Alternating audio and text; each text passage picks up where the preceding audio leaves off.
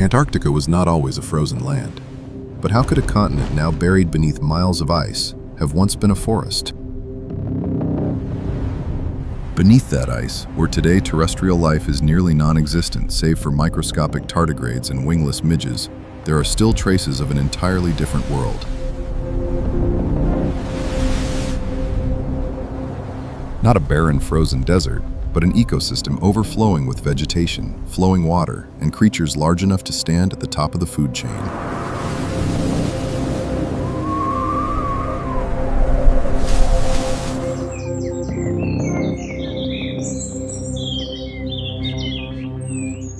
What remains is not on the surface, but deeply entombed beneath thousands of feet of ice, hidden by a white mantle we now assume to be permanent. Yet that ice did not always exist.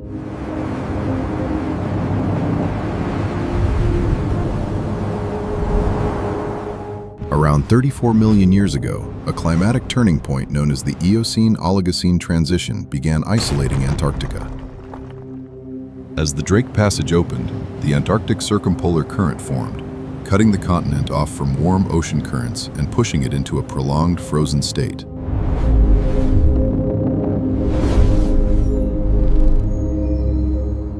Before that, Antarctica was the lush heart of Gondwana, a landmass warm enough to sustain temperate forests for tens of millions of years.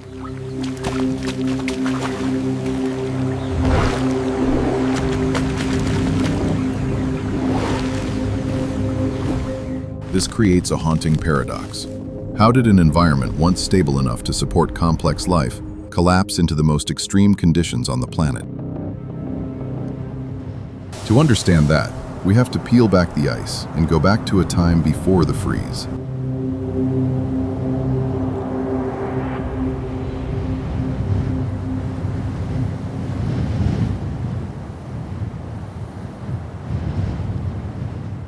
Going back 190 million years, Antarctica didn't exist as an isolated oasis.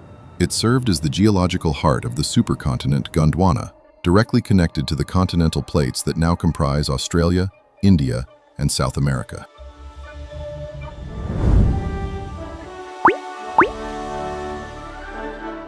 During the Jurassic period, the Earth functioned as a giant greenhouse with extremely high CO2 concentrations, maintaining an average temperature at the South Pole warm enough for forests to thrive.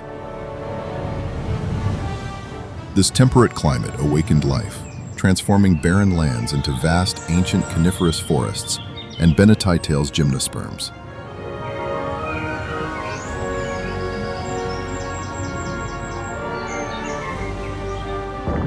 The most detailed data about this period is preserved in the Hansen Hill Formation. The sedimentary layers there reveal a peculiar biological intermingling, a transitional moment in evolution. Primitive sauropodomorph species, the precursors of long-necked dinosaurs, still existed alongside fully evolved species.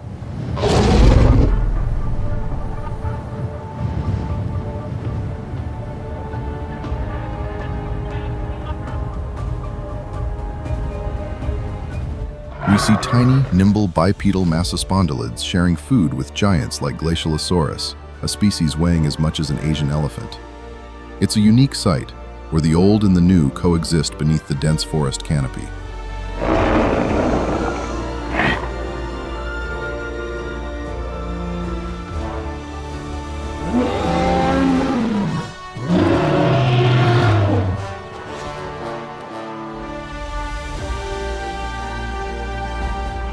However, the top spot in the food chain belonged to Cryolophosaurus elioti, the crested lizard of the south, also known as Elvisaurus.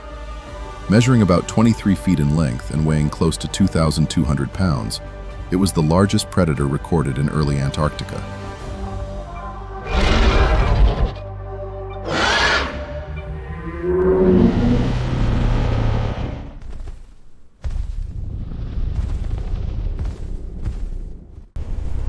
Its defining characteristic was a horizontal fan-shaped bony crest on top of its head. Structural analyses indicate that this crest was very thin and hollow, serving no combat function whatsoever.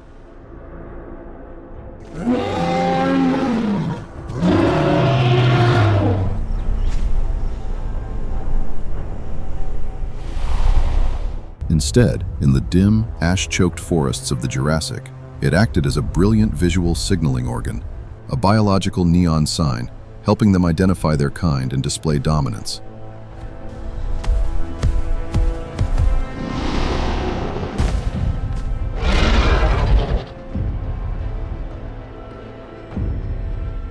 But beneath that lush green canopy, Jurassic life clung to the brink of destruction.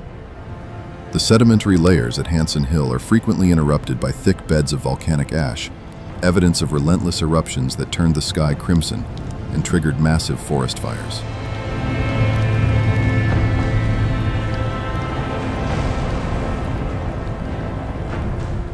This environmental stress pushed life to the extreme. Forensic evidence on dinosaur bones suggests that when volcanoes scorched the land and decimated prey, even the mighty Cryolophosaurus turned to scavenging and cannibalism.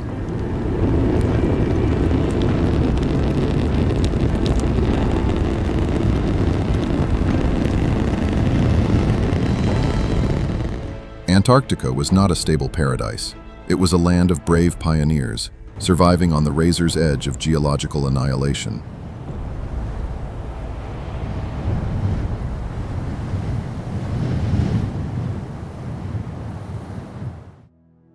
During the late Cretaceous period, approximately 85 million years ago, Antarctica reached its peak of biodiversity. Data from fossilized soil samples indicates that the climate at this time became humid and distinctly seasonal.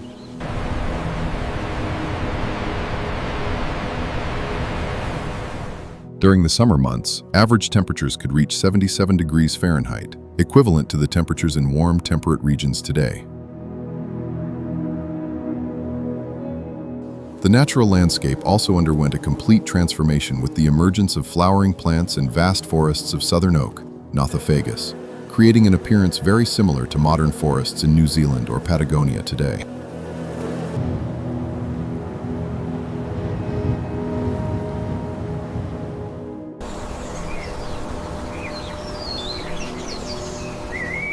However, despite its warmth, this ecosystem faces an extreme biological challenge: the polar night.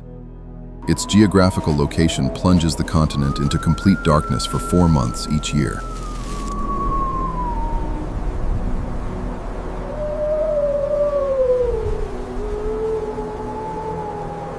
To survive, animals have undergone an incredible evolutionary race, developing keen eyesight to detect prolonged periods of low light, while simultaneously acquiring thick skin to maintain body temperature. It is in this harsh environment that the true warriors of Antarctica emerge. Most notable was Antarctopelta, a genus of armored dinosaur roughly the size of a bull. What set Antarctopelta apart from its relatives was its tail weapon.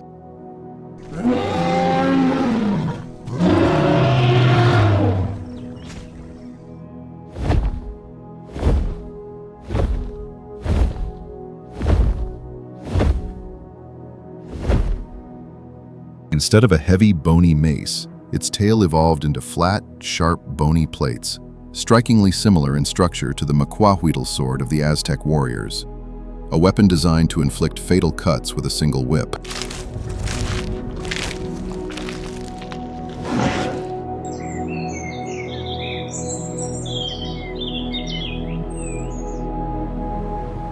Counterbalancing the Antarctopelta's armor is the ruler of the night, the Imperobator.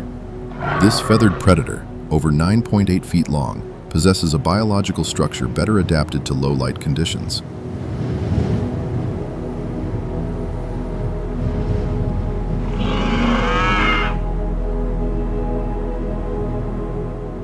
Although lacking the sickle-shaped claws characteristic of the raptor species, the Imperobator compensates with extremely strong legs and sharp teeth to tear apart its prey.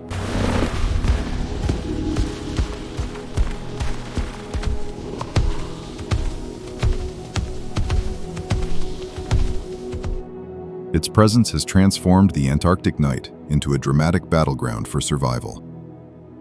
Furthermore, discoveries of massive fossilized caudal vertebrae confirmed that even titanosaurs, the largest animals to ever walk the Earth, called this continent home.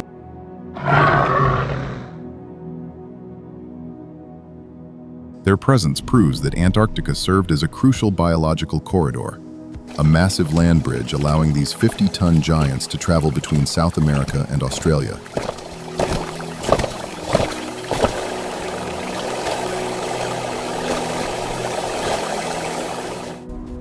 It was a bustling crossroads of the dinosaur world, a vibrant highway of life before the hammer fell.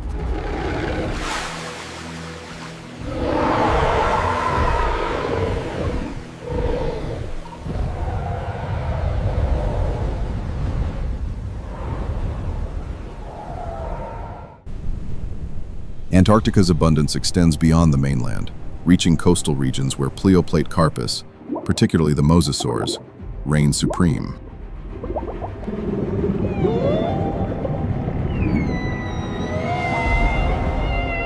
Among them, the mosasaur species stand out as a terror, their ratchet-feeding hunting mechanism providing flexible jaws for efficient capture and swallowing of prey.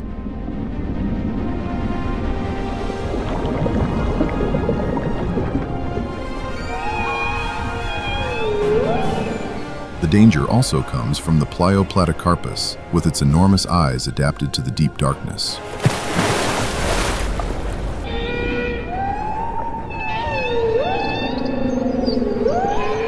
They frequently invade river systems and brackish waters, creating a terrifying paradox. Even deep inland, creatures are never safe from these sea predators.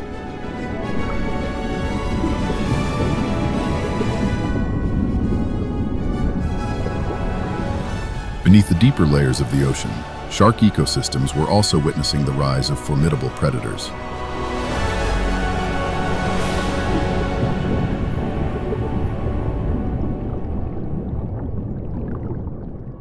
Cretalomna, a genus of sharks belonging to the same evolutionary lineage that would later give rise to Megalodon, quickly displayed opportunistic hunting instincts.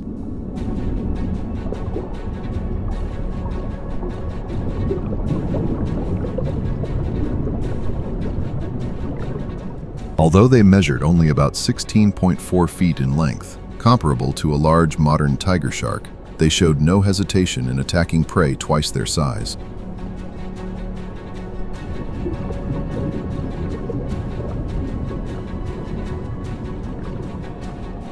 However, the most bizarre of all was Scapanorhynchus, the ancient counterpart of the goblin shark. The Antarctic variant was a true monster, exceeding 19.7 feet in length.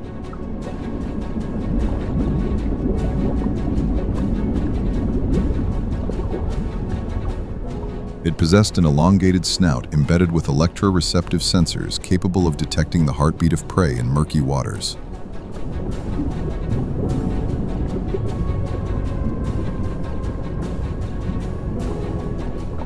Combined with a protrusible jaw that could snap forward and remarkable speed, it embodied the very definition of an underwater phantom.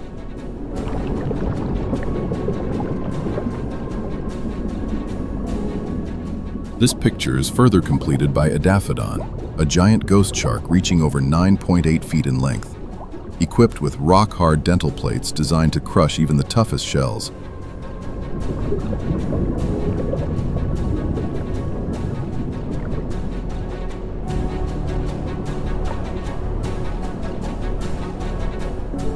Adaphodon ensured that every niche from the ocean surface to the muddy seafloor was guarded by razor-sharp jaws.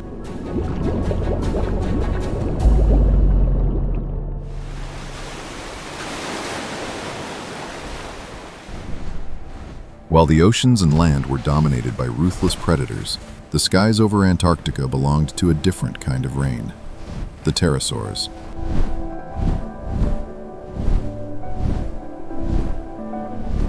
Discoveries on James Ross Island have confirmed the presence of these pterosaurs, with wingspans exceeding 16.4 feet wider than the height of an African elephant.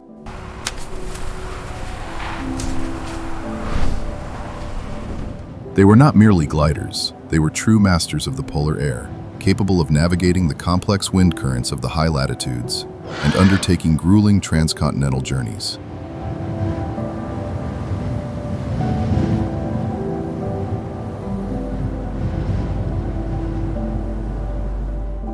They were most likely representatives of the Ajdarchidae, the same family that produced the largest flying creatures in history.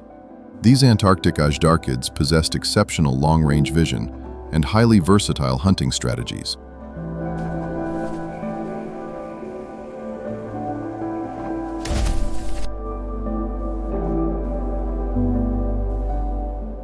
They didn't just skim the ocean for fish.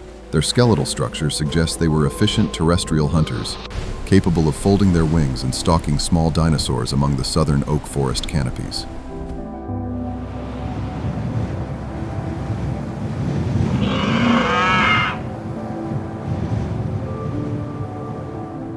The presence of these aerial phantoms completed a massive three-pillar ecosystem: armored warriors on land, leviathans in the water, and dragons in the sky.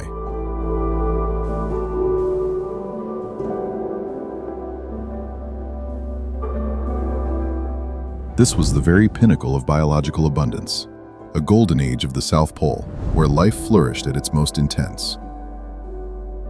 For over 55 million years, the Antarctic rainforest remained one of the most stable and vibrant places on the planet, before an unwelcome visitor from the depths of space descended to bring the curtains down.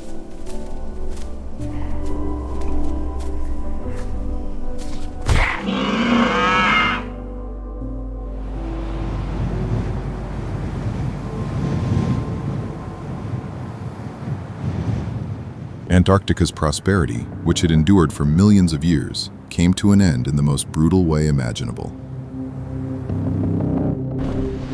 66 million years ago, when the Chicxulub asteroid struck the Yucatan Peninsula, any hope of the southern continent serving as a distant refuge collapsed entirely.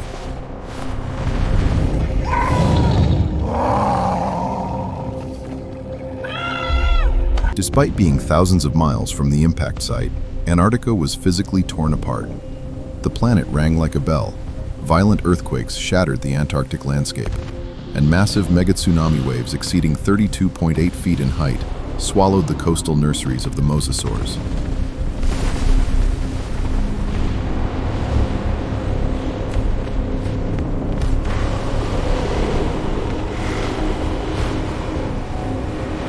The superheated atmosphere, filled with ejecta from the impact, scorched the southern beech forests in a global heat pulse.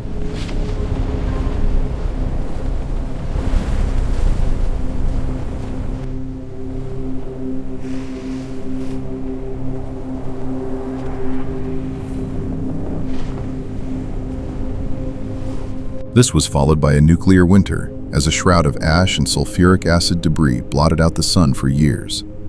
Photosynthesis ground to a halt.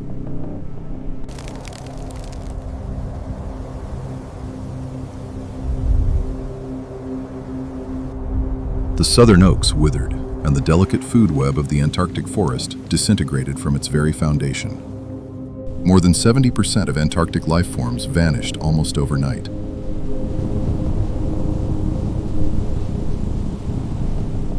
The reign of the armored Antarctopelta, the night-stalking Imperabator, and the giant sea reptiles ended in a world of ash and total darkness.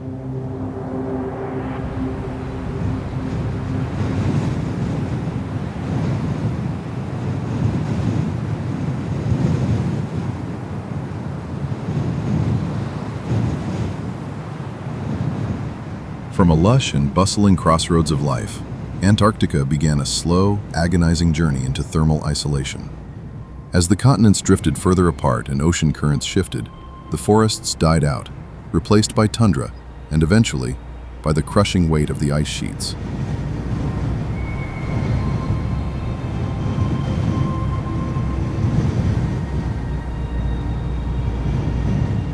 The splendor of dense jungles and magnificent creatures now survives only as fossil fragments, resting silently beneath ice sheets more than 13,100 feet thick.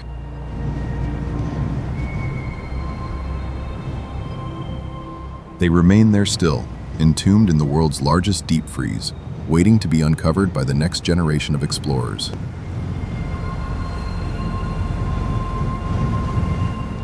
These fossils tell a story of a time when the coldest place on Earth was its most vibrant heart of life.